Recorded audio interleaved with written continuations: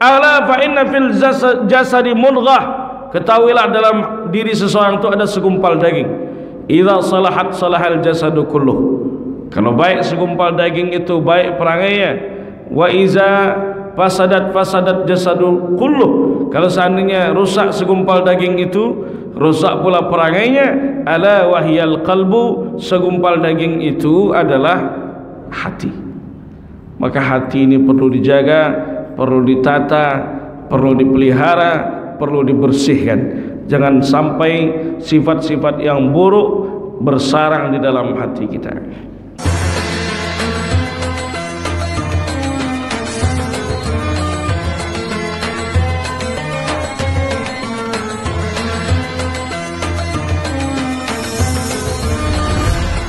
Bismillahirrahmanirrahim. Assalamualaikum warahmatullahi wabarakatuh. Alhamdulillah, assalatu wassalamu ala rasulillah Sayyidina Muhammad ibn Abdullah wa ala alihi wa sahbihi wa man tabi'ahu wa mawalah. Subhanaka la ilma lana illa ma 'allamtana innaka antal alimul hakim. Rabbi shrah li sadri wa yassir li amri wahlul 'uqdatam min lisani yafqahu qawli. Yang kami muliakan alim ulama, cerdik pandai, para tokoh-tokoh masyarakat. Yang kami muliakan ketua masjid Paripurna Baitus Salam beserta para pengurus, Bapak Ibu, orang tua kami yang senantiasa dalam naungan rahmat dan ridha Allah Subhanahu wa taala, serta para pemirsa Mencari Teman. Ya, YouTube apa Abi ini mencari kawan, tak ada mencari musuh. Kenapa? Karena 1000 kawan terlalu sedikit, satu musuh terlalu banyak. Lebih baik kita mencari kawan daripada mencari mencari musuh. Musuh kita cukup syayatin, syaitan, iblis dan bala tentaranya. Tak terasa kita sudah masuk pada bulan Rajab. Bulan Rajab adalah bulan yang diharamkan oleh Allah Subhanahu wa taala. Maksud diharamkan itu dimuliakan. Disebutkan dalam Quran, inna iddatasy syuhur indallahi 12 syahran fi kitabillah yauma khalaqas samawati wal ard minha arba'atun hurum. Allah telah menuliskan, menetapkan ketika menciptakan langit dan bumi itu ditetapkan 12 bulan dalam 1 tahun. Dari 12 itu minha arba'atun hurum, 4 yang dimuliakan. Apa yang 4 ini? Maka yang menjelaskannya adalah hadis baginda Nabi sallallahu alaihi wasallam. Salasatun mutawaliyatun, 3 yang bergandengan. Zulqa'dah, Zulhijjah, Muharram. Yang satu lagi wa Rajab Mudhar alladhi baina Jumada wa Sya'ban. Yang satu lagi Rajab yang posisinya antara Jumadal Akhir dan Sya'ban. Zulqa'dah, Zulhijjah, Muharram. Kenapa bulan-bulan ini dimuliakan? Karena supaya orang bisa fokus menunaikan ibadah haji. Di bulan-bulan ini tidak boleh ada pertikaian, tidak boleh ada pertumpahan darah, peperangan di antara kaum muslimin ataupun kaum muslimin berhadapan dengan orang-orang kufar. Kenapa Zulqa'dah? Orang baru berangkat. Karena perjalanan dari Syam, dari Mesir, dari Maroko, Maghrib, untuk menunaikan ibadah haji ke kota suci Makkah, perjalanan masirata syahrin, 1 bulan penuh. Zulqa'dah orang berangkat, Zulhijjah hari hanya, sedangkan Muharram orang balik ke kampung masing-masing. Tak boleh ada pertikaian. Rajab bulan yang amat sangat dimuliakan tapi terpisah. Disunahkan kita berpuasa di bulan-bulan Rajab, di bulan-bulan haram, tapi tidak ada waktu khusus dan pahala khusus. Kalau ada pahala khusus, mesti ada dalil khusus, sehingga kita berpuasa kapan saja, di waktu kapan saja, terserah. Yang penting di bulan-bulan haram. Yang jadi masalah adalah banyak kita temukan di WhatsApp itu orang men-share pahala puasa di bulan Rajab. Tanggal 1 ini pahalanya, tanggal 2 ini pahalanya, tanggal 3 ini pahalanya. Itu bisa dipastikan adalah bukan hadis. Kalaupun hadis, hadis maudhu', hadis palsu. Bapak Ibu yang dirahmati Allah, ada peristiwa penting yang terjadi di bulan Rajab. Peristiwa itu amat sangat spektakuler, amat sangat menakjubkan. Kenapa sangat spektakuler dan menakjubkan? Yaitu diperjalankan hamba dari Masjidil Haram ke Masjidil Aqsa, kemudian diperlihatkan kota Yathrib. Yathrib itu adalah tempat Nabi SAW akan tinggal dan dimakamkan di sana. Diperlihatkan kondisi surga dan neraka. Karena tujuan daripada peristiwa Isra dan Mi'raj itu linuriyahu min ayatina, untuk memperlihatkan sebagian dari tanda-tanda kebesaran kami. Baru Nabi diajak untuk berangkat ke Sidratul Muntaha, lalu di Sidratul Muntaha berjumpa dengan Rabbnya. Lalu Nabi dihadiahkan 50 salatan, 50 waktu salat. Baru Nabi balik jumpa dengan Nabi Musa, minta keringanan, disuruh minta keringanan. Kita iklan sebentar ketua. Sama peci kita ketua. Sama. Peci Ustaz Abdul Somad.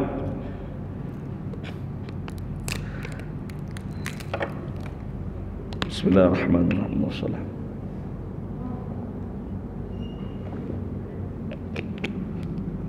Alhamdulillah. Apa kabar Zulkadir ketua? Sehat tak? Sehat, alhamdulillah. Mudah-mudahan husnul khatimah kawan. Amin. Bapak Ibu yang dirahmati Allah Subhanahu wa taala. Peristiwa penting, peristiwa menakjubkan. Makanya Allah Subhanahu wa taala memulakan dalam surat Isra itu dengan kalimat tasbih. Hanya ada 7 surat yang dimulai dengan kalimat tasbih, tapi hanya 1 surat yang dimulai dengan subhana. Maha suci Allah, maha suci Allah Subhanahu wa ta'ala yang telah memperjalankan hambanya. Kenapa dimulai dengan kalimat tasbih? Karena peristiwa ini peristiwa agung. Orang khawatir orang nanti akan mengira ini adalah hanya sekedar omong kosong daripada Muhammad sallallahu alaihi wasallam. Maka ketika dimulai dengan kalimat tasbih, semuanya adalah atas dasar kuasa dan kehendak Allah Subhanahu wa taala peristiwa itu bisa terjadi. Dalam Islam ada yang bisa diterima oleh akal, ada yang tidak bisa diterima oleh akal. Bukan ajarannya tidak masuk akal, tapi akal kita yang terbatas. Maka yang tak bisa diterima oleh akal ini hanya bisa diterima oleh iman. Hanya bisa diterima oleh iman. Secara logika, ada anak tentu ada ayah, ada ibu. Itu secara logika kita. Tapi kalau secara logika masuk akal atau tidak kalau seandainya ada seorang ibu punya anak tapi tidak punya suami? Tak masuk akal. Itu yang terjadi kepada Nabi Isa alaihissalam. Nabi Isa punya ibu tapi tidak punya ayah, Siti Maryam. Siti Maryam punya anak tapi tidak punya suami. Punya anak tapi tidak punya suami. Secara logika tak masuk akal. Tapi kalau seandainya kita mau menerimanya dengan iman, maka itu bisa terjadi dengan kuasa Allah. Karena menciptakan langit dan bumi ini hal yang mudah bagi Allah.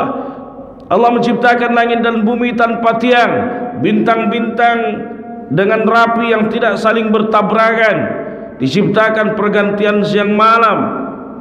Hal yang mudah bagi Allah. Dia yang maha menghidupkan, Dia pula yang maha mematikan. Mudah bagi Allah subhanahu wa ta'ala. Maka itu diantara tanda-tanda kebesaran Allah, yaitu diciptakannya Nabi Isa dari rahim Siti Maryam yang suci, tapi dia tidak memiliki suami. Tapi yang jadi masalah adalah banyak juga perempuan yang tak mau kalah dengan Siti Maryam, punya anak tapi tidak punya suami. Na'udzubillahi min zalik. Apa namanya itu? Namanya hamidun, hamil di luar nikah. Na'udzubillahi min zalik.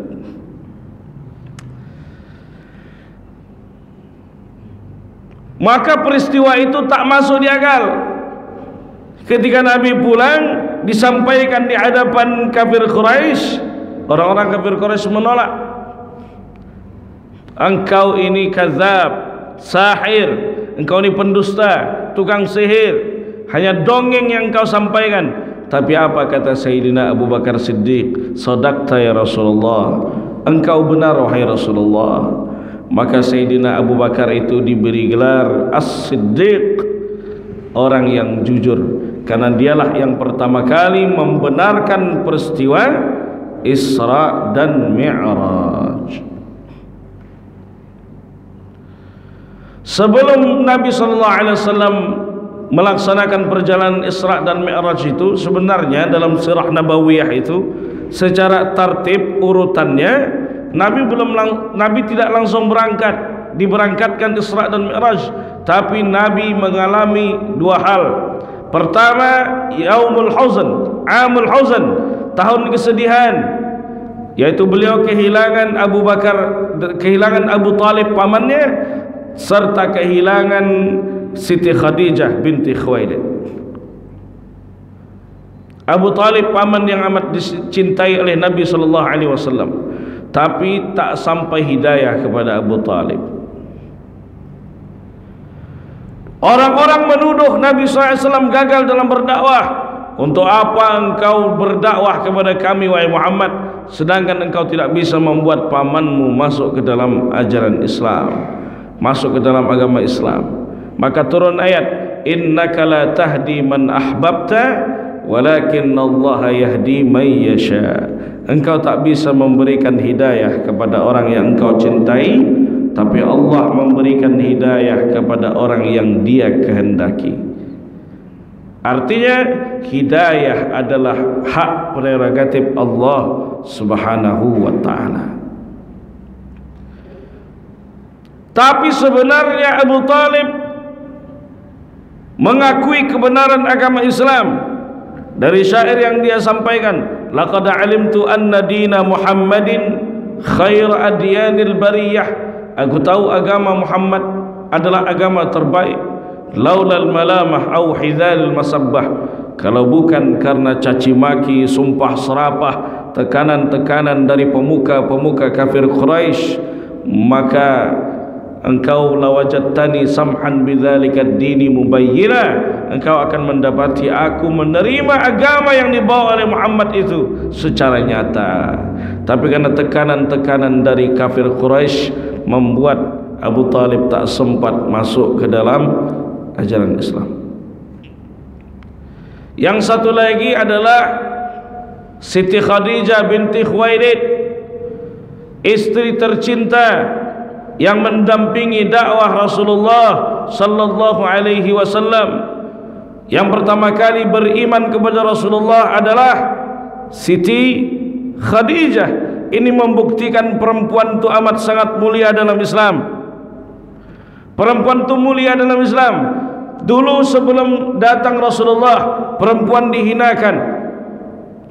Kalau ada anak perempuan baru lahir, langsung dikubur hidup-hidup. Karena menurut keyakinan orang-orang kafir Quraisy dulu, orang-orang jahiliyah, anak perempuan ini pembawa sial. Khasyatul fakri, mereka takut ketika ada anak perempuan mereka jatuh miskin. Itulah kenapa anak perempuan itu dibunuh hidup-hidup, dikubur hidup-hidup. Setelah datang Rasulullah, perempuan amat sangat dimuliakan. Dalam Quran ada surat khusus bagi perempuan. Nama suratnya surat An-Nisa. Tak ada surat laki-laki, Ar-Rijal. Ketika ditanyakan kepada Nabi, siapa yang harus aku tolong terlebih dahulu wahai Rasulullah? Ibumu. Siapa lagi?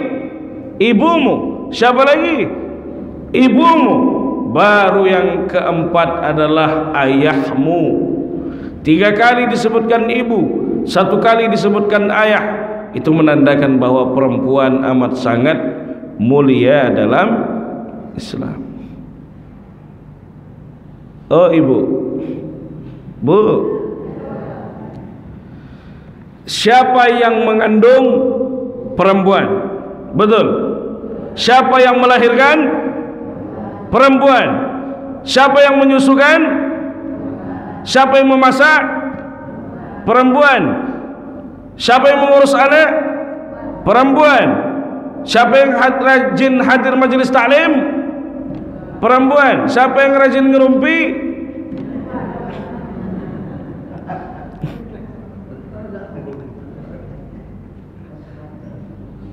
Itu ibu yang bilang tuh, bukan saya. Apa ibu yang dirahmati Allah Subhanahu wa taala. Perempuan amat sangat mulia dalam Islam. Maka tahun itu disebut dengan Amul Huzni, tahun kesedihan, karena beliau kehilangan 2 orang yang amat sangat dicintai. Setelah kehilangan 2 orang yang amat sangat dicintai itu, Rasulullah tidak langsung diperjalankan, melainkan beliau mencari suaka perlindungan ke kota Taif. Yang pernah umrah, yang sepaket dengan Taif, biasanya merasakan suasana kota Taif itu sejuk, indah, hijau, banyak buah-buahan, bukit-bukit batu. Walaupun musim panas, kota Taif tetap dingin. Berangkat Nabi beserta anak angkatnya Zaid bin Harithah pergi ke kota Taif, mencari suaka perlindungan sekaligus menyebarkan Islam di tengah-tengah penduduk kota Taif. Tapi setiap kali Nabi SAW mengajak pemuka-pemuka Bani Saqif, nama penduduknya Bani Saqif, nama kotanya kota Taif, Nabi mengajak para pemuka-pemuka Bani Saqif. Ya Lail, Mas'ub, Habib adalah pemuka-pemuka kafir, pemuka Bani Saqif yang amat sangat termasyhur dulu ketika di kota Taif tersebut. Tapi mereka menolak Islam, menolak dakwah daripada Rasulullah sallallahu alaihi wasallam. Sampai akhirnya sebagian daripada penduduk Bani Saqif itu melempari Rasulullah dan Zaid bin Harithah, melempari keduanya sampai Rasulullah terluka betisnya dan lututnya. Dan Nabi SAW hanya bisa menopang badannya dengan sikunya. Siku bahasa Arabnya mirfaq, atau bahasa Arab lainnya ku'. Maka ada satu masjid di kota Taif itu, nama masjidnya Masjid Ku', Masjid Siku, karena di situ ada bekas siku Rasulullah. Pada masa Khalifah Umar bin Abdul Aziz dibuatkan masjid untuk mengenang. Disitulah Rasulullah sallallahu alaihi wasallam menopang badannya dengan sikunya ketika beliau terluka dilempar penduduk Bani Saqif. Kemudian Nabi SAW sembunyi di balik kebun anggur milik seorang Utbah bin Syaibah. Lalu Utbah bin Syaibah iba melihat seseorang yang sedang terluka tersebut. Dia perintahkan kepada Addas. Addas itu adalah budaknya yang menjaga kebun daripada Utbah bin Syaibah. Addas, bawakan setangkai anggur kepada orang yang sedang terluka tersebut. Lalu Addas membawakan setangkai anggur. Ketika diberikan kepada Rasulullah, Rasulullah menerimanya dan memakannya dengan membaca Bismillahirrahmanirrahim. Kata Addas, engkau datang dari mana wahai Tuan? Sepertinya engkau bukan orang biasa. Apakah engkau kenal dengan Yunus bin Matta? Yunus bin Matta adalah sosok Nabi Yunus alaihissalam yang pernah dulu dimakan, ditelan ikan paus, berada di kota Irak. Lalu Nabi Muhammad SAW berkata, ana minhu, aku adalah golongan daripada Nabi Yunus alaihissalam. Kami sama-sama menyebarkan tauhid kepada umat. Maka seketika Addas masuk ke dalam agama Islam. Dibangun masjid juga pada masa Umar bin Abdul Aziz Khalifah, sebuah masjid, nama masjidnya Masjid Addas, untuk mengenang jasa seorang Addas yang telah membantu Nabi, yang telah menolong Nabi dan telah memberikan Nabi SAW setangkai anggur ketika Nabi terluka di kota Taif. Ilaika ashku da'afa quwwati wa qillata hilati wa hawani bainan nas. Kata Nabi Muhammad SAW, ya Allah, kepada engkaulah aku mengadukan kelemahanku, kepada engkaulah aku mengadukan keluh kesahku, dan aku ini hina di hadapan manusia. Ya Allah, biarkan orang semua benci kepadaku, yang penting engkau tetap ridha kepadaku ya Allah. Nabi SAW mengadukan kepada Allah ketika beliau terluka.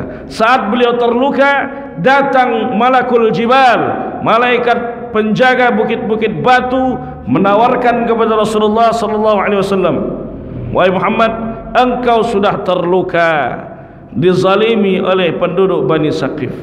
Bagaimana kalau seandainya bukit-bukit batu yang ada di kota Taif ini aku lemparkan semua kepada Bani Saqif yang telah menzalimi engkau, yang telah membuat engkau terluka. Apa kata Nabi SAW? Allahumma hdi qaumi fa innahum la ya'lamun. Ya Allah, berikan hidayah kepada kaumku, sesungguhnya mereka belum mengerti.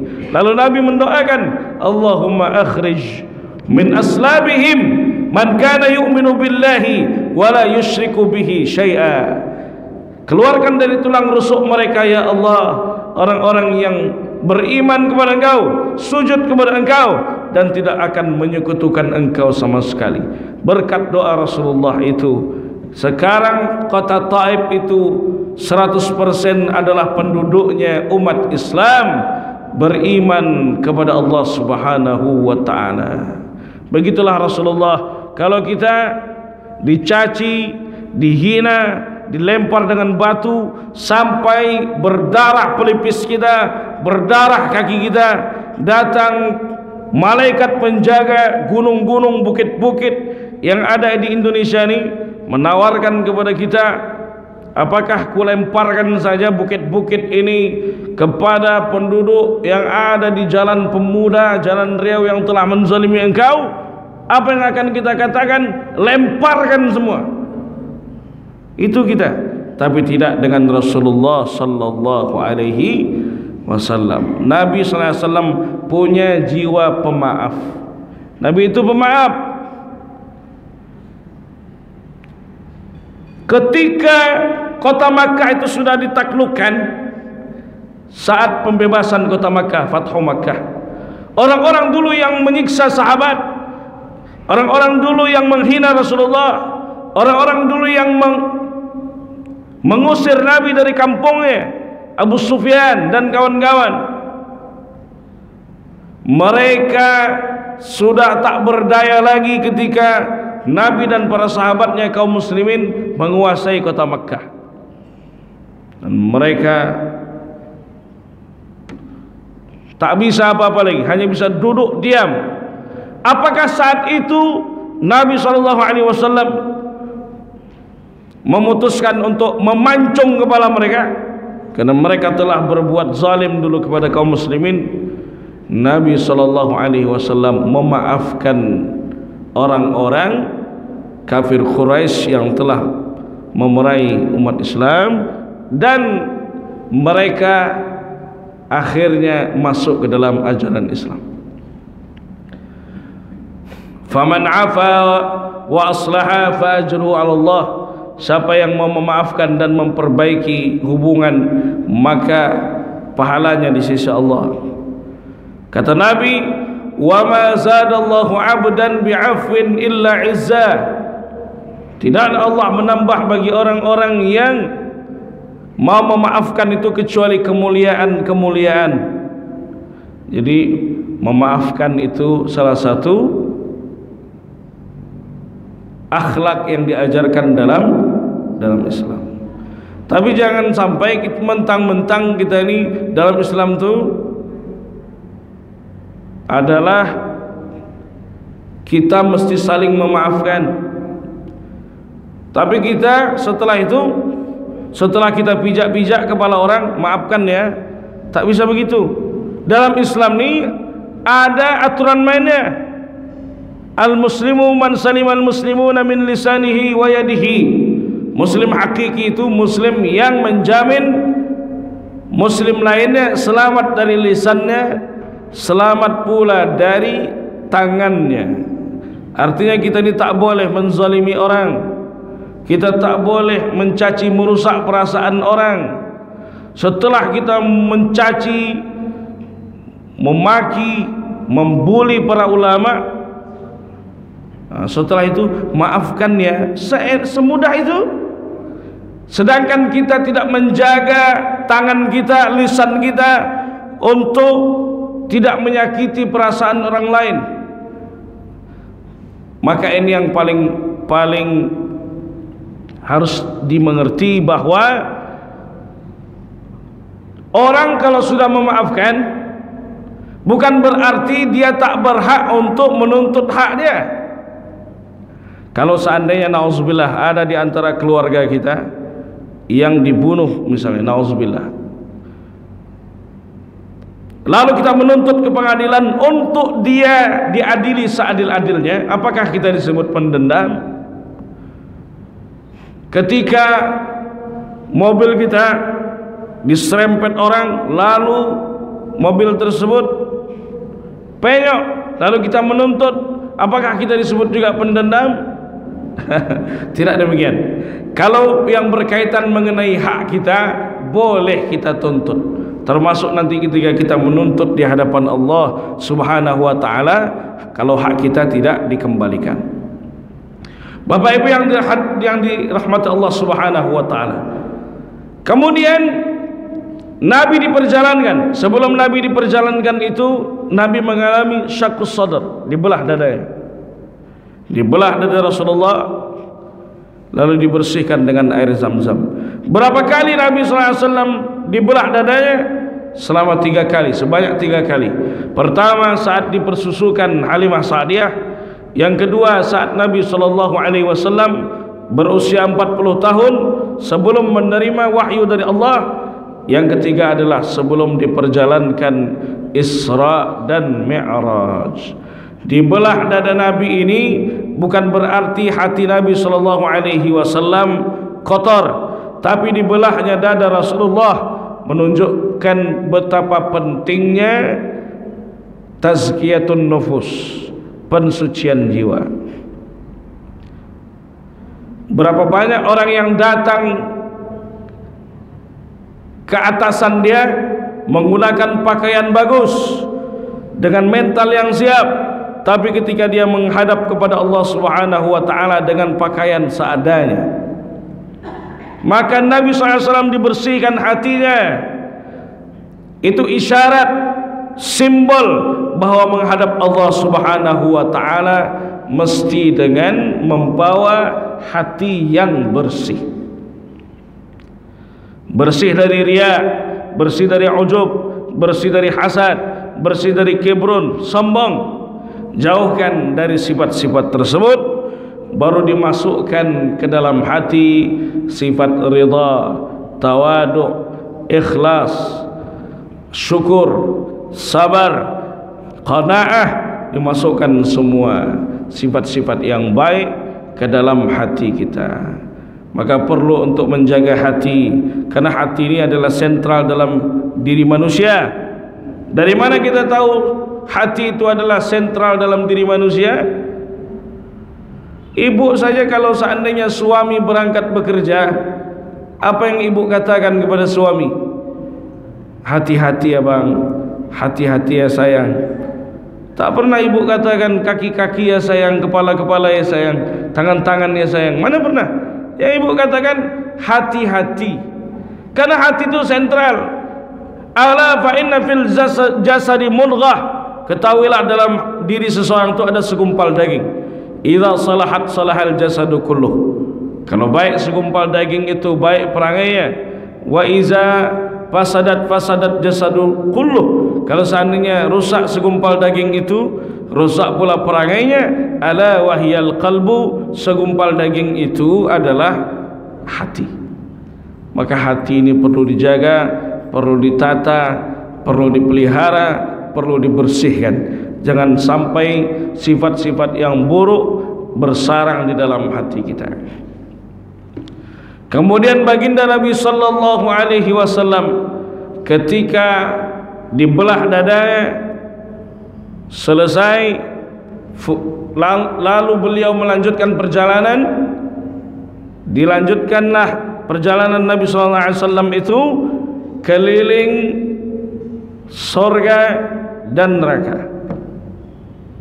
Bukan berarti di dalam surga itu sudah ada penduduknya, karena kita ini masuk surga dan neraka itu adalah setelah dihisab. Sebelum Nabi masuk ke dalam surga, Nabi melihat penduduk surga. Nabi melihat tulisan yang ada di depan pintu surga itu, as-sadaqatu bi asyrati amsalha wal qardu bi thamaniyata asyar. Sedekah itu pahalanya 10 kali lipat, sedangkan menghutangi orang, meminjamkan uang itu pahalanya 18 kali lipat. Berarti lebih besar pahala menghutangi orang daripada pahala sedekah. Kenapa demikian? Karena ujian bagi orang yang menghutangi, meminjamkan uang itu jauh lebih besar. Betul. Datang kita ke rumah dia, mau mengambil hak kita, bukan nak merusak hak dia, dibawakannya parang. Lebih ganas orang yang dihutangi daripada orang yang memberikan hutang.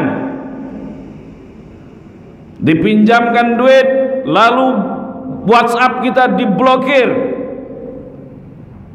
Nah, jadi sebenarnya yang menyebabkan silaturahim putus itu adalah meminjamkan 100. Oleh sebab itu, jangan meminjamkan duit kalau seandainya tahu orang tersebut adalah tipe orang yang tak bisa menepati janji. Kasih aja 20.000, ambillah, tak payah kau balikkan lagi, daripada dipinjamkan berharap kita dikembalikan, karena kita pun punya banyak juga kebutuhan, lalu setelah meminjamkan orangnya hilang dari peredaran, tak muncul lagi, padahal itu hak kita. Kata Nabi, orang yang demikian, orang yang tak mengembalikan hutangnya, nanti di akhirat tak akan dihisap amal dia, digantung amal dia ini, sampai dia mengembalikan hak orang lain yang terkait mengenai hutang piutang, mesti dikembalikan kepada orang yang berhak menerimanya. Ketika Nabi sallallahu alaihi wasallam melihat kondisi neraka, ternyata penduduk neraka yang paling banyak adalah perempuan. Penduduk neraka yang paling banyak, Bu, adalah perempuan. Kenapa? Ini perlu dijelaskan hadisnya. Karena penduduk surga yang paling banyak pun adalah perempuan. Karena jumlah perempuan jauh lebih besar, jumlah perempuan jauh lebih banyak. Sekarang saja menurut penelitian 10, 9 banding 1. 1 laki-laki, 9 perempuan.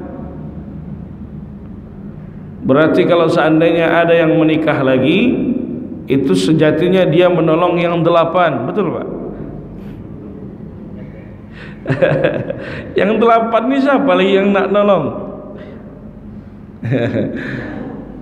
Berjalan kami dari Madinah, dari Jeddah ke Madinah, di rest area singgah, jumpa dengan orang Yaman, jual madu sidr, madu bidara. Lalu ditanyalah kepada kami oleh jamaah, Pak Ustadz, sebenarnya sekarang ini sulit membedakan antara madu asli dengan madu palsu. Sebenarnya ciri-ciri madu asli itu macam mana, Pak Ustadz?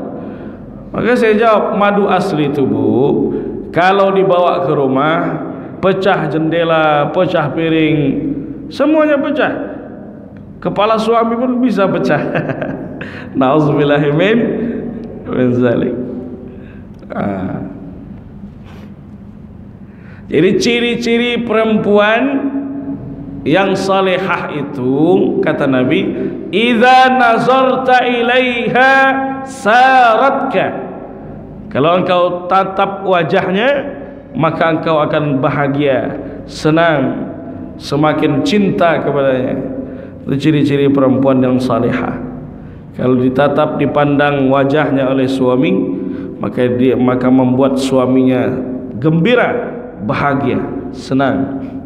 Tapi kalau seandainya suami memandang wajah istrinya lalu membaca ayat kursi,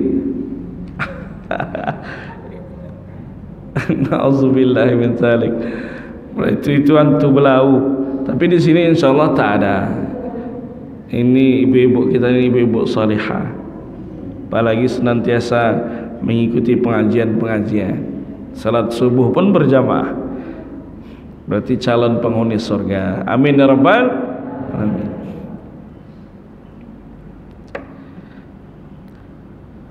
Kenapa perempuan itu mudah masuk surga? Perempuan itu mudah masuk surga, tapi mudah pula masuk neraka. Maka hadis Nabi mengatakan, iza sallatil mar'atu khamsaha, kalau perempuan itu salat yang 5 waktu, bukan salat subuh, bukan salat rawatib, bukan salat duha, bukan salat sunnah mutlak, bukan salat hajat, bukan tahajud, salat yang 5 waktu saja yang wajib. Wa shamat syahraha, lalu puasa yang wajib di bulan Ramadan saja, bukan puasa sunnah Daud, puasa Senin Kamis, puasa Ayyamul Bid dan sebagainya. Yang ketiga, wa hafizat farjaha, menjaga kemuliaannya. Yang keempat, wa ata'at zaujaha, taat kepada suaminya. Qila laha udkhulil jannata min ayyi abwabin syi'ti, akan dikatakan kepadanya, masuklah pintu surga dari mana saja yang engkau kehendaki.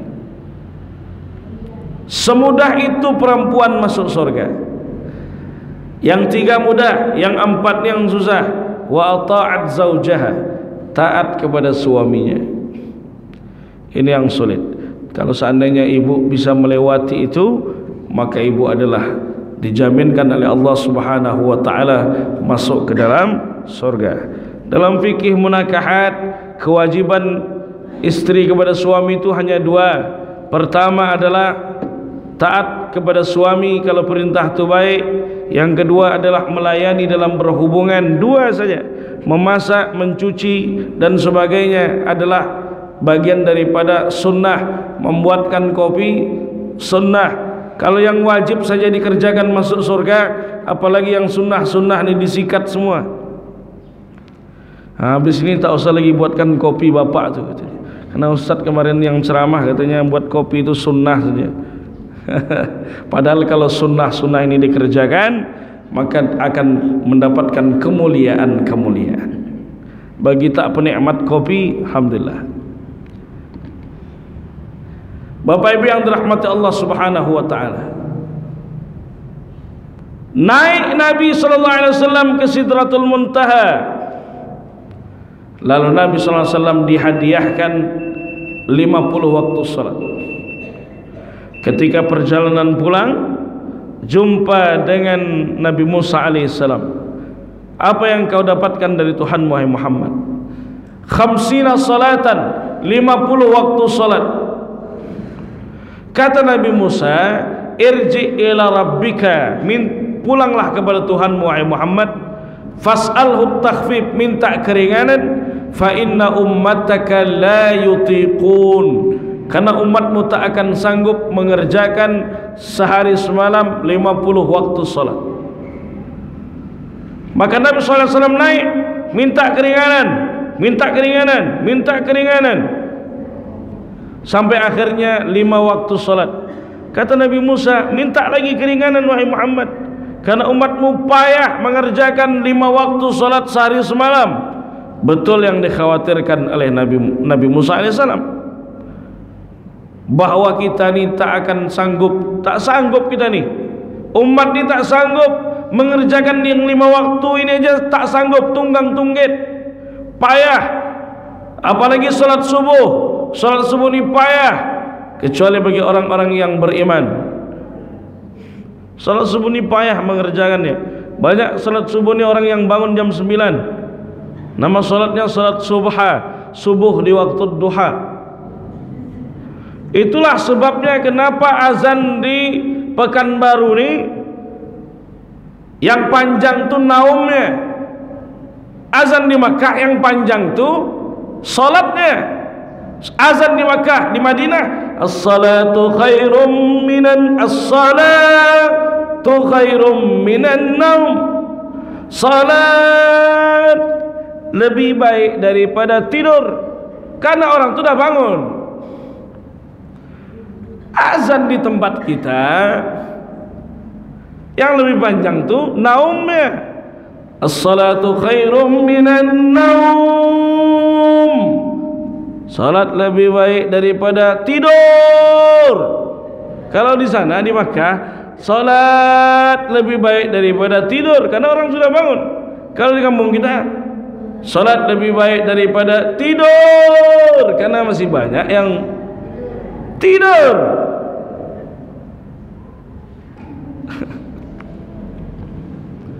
Tapi di Baitus Salam enggak. Ya Mas ya.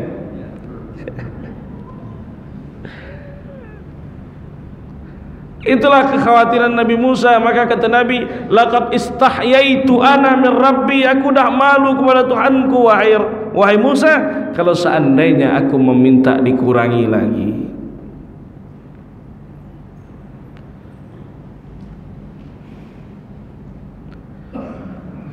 Ini menunjukkan bahwa salat memiliki kedudukan yang amat sangat mulia dalam Islam, yang amat sangat tinggi.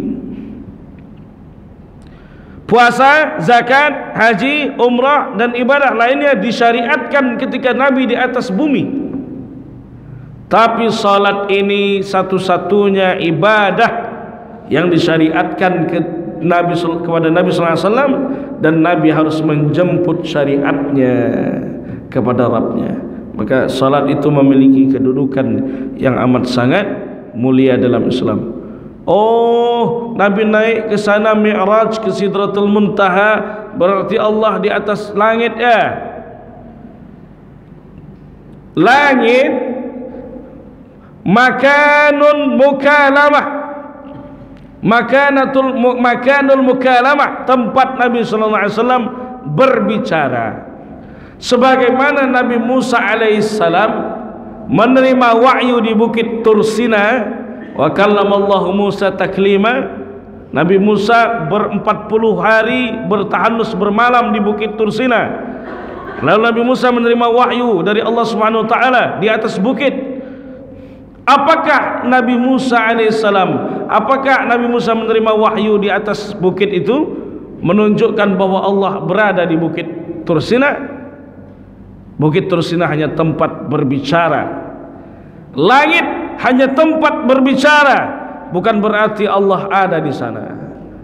Karena langit ini makhluk kecil, sedangkan zat Allah ini adalah zat yang maha besar, tidak menempati suatu tempat, tidak ada arah, tidak ada tempat, karena yang bertempat dan yang berarah itu hanya makhluk. Itu akidah yang benar. Salat ini tak bisa ditolerir dalam kondisi apapun, tak bisa ditinggalkan. Tak bisa dengan wudu karena kita sakit, tayamum. Tak bisa salat pada waktunya karena kita musafir, jamak, qasar. Tak bisa kita salat dalam kondisi berdiri, duduk. Tak bisa duduk, baring. Tak bisa baring, salat pakai isyarat. Tak bisa salat pakai isyarat, buang ke Sungai Siak. Macam mana lagi? Tak bisa lagi. Kalau seandainya lupa, tertinggal salat zuhur, waktu salat zuhur tidur, bangun di waktu asar, qada, ganti. Kalau seandainya habis salat jumpa ternyata di baju ini melekat kotoran cicak, i'adah, ulang balik. Tak bisa dalam Islam. Salat ini tak bisa ditinggalkan. Man tarakas salata muta'ammidan, siapa yang meninggalkan salat secara sengaja, faqad kafara zihara, faqad kafara jihara, maka dia telah kafir secara nyata. Dijelaskan Imam Nawawi makna hadis ini, orang meninggalkan salat kalau niatnya, kalau dia mengingkari salat, tak payah salat, tak ada guna, tak payah salat. Salat ni hanya formalitas saya dalam Islam ni, kafir dia. Tapi kalau dia meninggalkan salat karena lalai, karena malas, maka dia dihukumi fasik, orang yang fasik dalam Islam.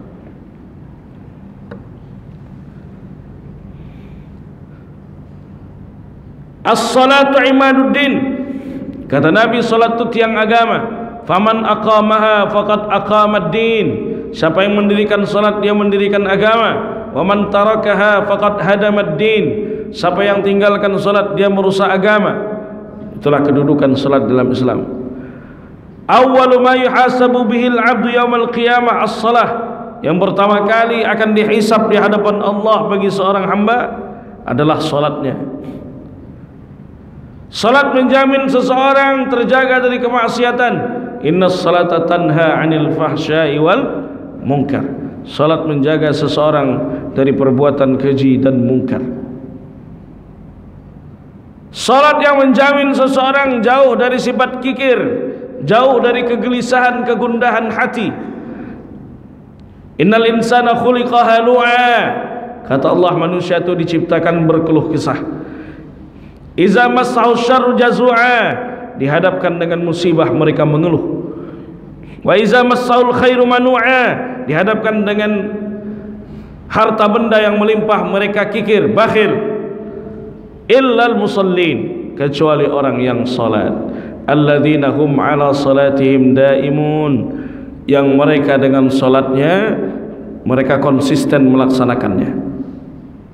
Kalau seandainya kita ni setelah solat masih gelisah hati, tak pernah tenang hati kita ini, berarti ada sesuatu dengan solat kita. Setelah kita solat masih bergelimang dalam kemaksiatan, berarti juga ada sesuatu juga dalam solat kita yang perlu untuk diperbaiki. Maka perbaiki solat kita. Perbaiki solat kita dari kualitas fikihnya. Perbaiki solat kita ini dari kualitas kekhusyuannya. Bisa jadi kalau kita solat tuh, karena kita sudah terlalu sibuk dengan urusan dunia ini, dunia pun dibawa dalam solat. Allahu Akbar, ibu habis masak langsung takbiratul ihram. Apa yang ibu bawa dalam solat ibu? Alhamdulillah rabbil alamin. Santan naik, cabai naik, bawang naik, minyak naik, semua naik. Lepas habis itu salam, assalamualaikum warahmatullah. Berapa rakaat aku tadi solat? 3 atau 4? Wasta'inu bis sabri was salah. Minta keringanan kepada Allah. Wasta'inu bis sabri was salah. Mintalah pertolongan kepada Allah dengan sabar dan solat. Wa innaha lakabiratun illa 'alal khashi'in. Solat itu berat kecuali bagi orang-orang yang khusyuk melaksanakannya. Apakah berat di sini berat secara fisik saja? Apakah berat di sini berat secara fisik? Tidak, karena kita anak-anak muda itu tahan main futsal 3 jam. Kita di kantor ini tahan dari pagi sampai sore. Di kebun dodos tahan sampai siang, sampai malam pun tahan. Main domino, balak 5, balak 6, batu lacak, tahan sampai subuh jam 3. Tapi yang 7 menit nih, macam mana caranya supaya cepat-cepat selesai? Yang 7 menit nih berat, dan kalau melaksanakannya pun macam mana lah supaya cepat selesai. Akhirnya tahap apa yang dibaca waktu sholat. Karena makna lakabiratun di situ kata para ulama adalah al-kibru, sombong, kesombongan, seolah-olah kita ini tak butuh lagi kepada Allah Subhanahu wa taala, Tuhan yang Maha menciptakan. Kata Allah dalam Quran, "Wa may yanqalib 'ala 'aqibaihi falan yadurrallaha syai'a." Siapa yang berpaling dari agama Allah ini tak akan pernah merugikan Allah Subhanahu wa taala. Maka kita ini makhluk, kita butuh kepada Sang Khalik. Kita akan semakin dekat kepada Sang Khalik kalau kita sujud kepadanya. Makanya kata Nabi, aqrabu ma yakunul 'abdu min rabbih fa huwa sajid. Hamba semakin dekat dari Rabbnya ketika dia sujud. Maka kita umat Islam ini, kata Imam Syadzili, nikmat terbesar yang harus kalian syukuri dalam kehidupan kalian ini tidak lain adalah ketika engkau ditakdirkan Allah sujud kepadanya. Masih banyak orang yang tak mau sujud, banyak hartanya, panjang titelnya, dimuliakan orang, tapi dia berat kepalanya untuk sujud kepada Allah Subhanahu wa ta'ala. Selesai Pak Imam? Selesai Pak ya? Ya. Terima kasih atas segala perhatian. Mohon maaf atas segala kekurangan. Mudah-mudahan kita bisa konsisten dalam melaksanakan ibadah, terutama melaksanakan salat. Al-Fatihah. A'udzubillahi minasyaitonirrajim. Bismillahirrahmanirrahim. Alhamdulillahirabbil alamin arrahmanir rahim maliki yaumiddin. Iyyaka na'budu wa iyyaka nasta'in ihdinas siratal mustaqim. Siratal ladzina an'amta 'alaihim ghairil maghdubi 'alaihim waladdallin. Amin. Amin. A'udzubillahi minasyaitonirrajim. Bismillahirrahmanirrahim. Alhamdulillahirabbil alamin wassalatu wassalamu ala asyrafil anbiya'i wal mursalin wa ala alihi wa ashabi rasulillahi ajma'in. Allahumma barik lana fi Rajab wa Sya'ban wa ballighna Ramadan. Allahumma ij'al jam'ana hadha jam'an mubaraka wa tafarruqana min ba'dihi tafarruqan ma'suma. Rabbana atina fid dunya hasanah wa fil akhirati hasanah wa qina azaban nar. Wa sallallahu ala sayyidina Muhammad wa ala alihi wa sahbihi wa sallam. Walhamdulillahi rabbil alamin. Wassalamualaikum warahmatullahi wabarakatuh. Waalaikumsalam.